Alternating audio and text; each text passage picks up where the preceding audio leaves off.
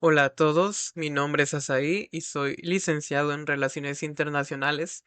A lo largo de mi carrera como internacionalista, vi temas de diplomacia, ciencia política, derecho, economía y relaciones internacionales, por supuesto.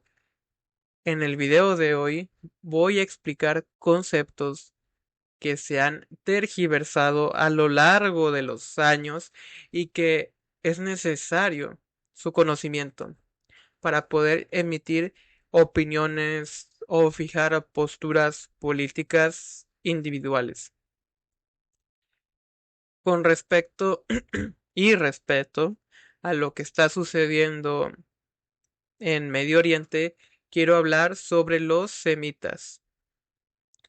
Muchos de ustedes, mi audiencia, estoy seguro que han escuchado la expresión antisemita alguna vez, pero ¿qué son los semitas? ¿Qué son los semitas?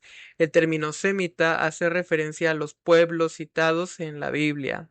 Los semitas son los descendientes de Sem, el primogénito, el hijo mayor de Noé, sí, el del arca. En el diluvio universal se hace mención de esto, en el que se habla en el libro del Génesis, el primer libro de la Biblia, en el Antiguo Testamento. Se hace mención de una tabla de las naciones en las que se hace referencia a los semitas, que son entre ellos árabes y judíos. Y entonces, ¿por qué o sea, si son árabes y judíos, los semitas, por qué la gente solo usa el término antisemita o semitismo para los judíos o para los hebreos? Que no es lo mismo ser judío a ser hebreo, ¿verdad? Es que el término hoy en día solo es empleado para referirse a los judíos. Esto, según el diccionario de la Real Academia Española, el término semita a lo largo de los años fue propuesto por August Ludwig von Schlosser en 1781 para referirse a las lenguas emparentadas con el hebreo. Se terminó adoptando el término semita como algo étnico, pero al día de hoy la aceptación racial del término es completamente desaconsejable, ya que étnicamente no engloba a los pueblos, sino a sus lenguajes, a sus idiomas. Entonces, ¿qué lenguas de Medio Oriente son semitas o semíticas, lenguas semíticas?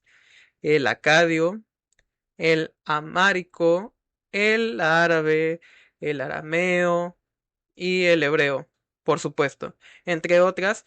Por esa misma razón, tanto los judíos como a los árabes se les considera semitas por hablar lenguas hermanas.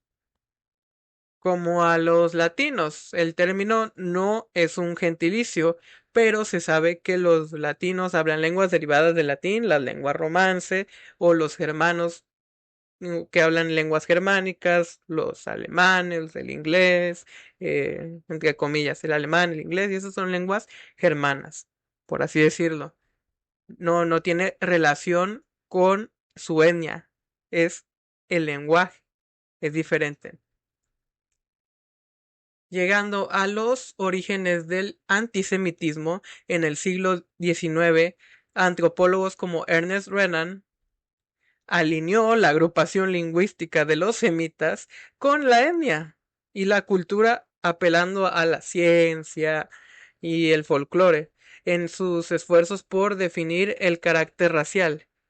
Pero este se vería desestimado por el bibliógrafo Moritz Steinschneider en su revista de letras judías Hamaskir en 1860, comentando un artículo del filósofo Heimann Steinthal criticando el trabajo de Renan, ya que a pesar de haber reconocido la importancia de las civilizaciones antiguas como Mesopotamia, Israel y todo lo demás, todas las demás, entre otras, calificaba a los semitas como seres inferiores a los arios, por el monoteísmo que profesaban, pues que profesan las religiones abrámicas, diciendo que este monoteísmo provenía de su supuesto instinto racial violento y egoísta, teniendo así cierto repudio a la cultura de estos.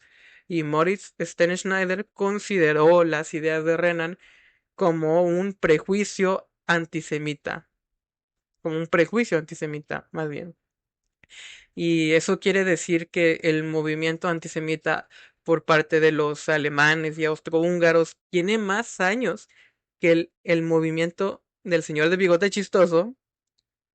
Esto quiere decir que el señor del bigote chistoso no fue el primero en atacar a los judíos. Y la respuesta es no. Antes del nacionalismo alemán en 1879, el periodista alemán antisemita Wilhelm Marr, conocido como el padre del antisemitismo moderno, inició la politización del término antisemitismo, hablando de la lucha entre los judíos y alemanes. En su panfleto El camino hacia la victoria del germanismo sobre el germanismo sobre el judaísmo, en el que acusaba a los judíos de ser liberales, un pueblo sin raíz, que había judaizado a los alemanes más allá de la salvación. En ese mismo año, los seguidores de Marr fundaron la Liga del Antisemitismo, que se ocupaba de manera exclusiva de la acción política anti-judía, lo que llevaría a implementar una ideología radical contra los judíos años después.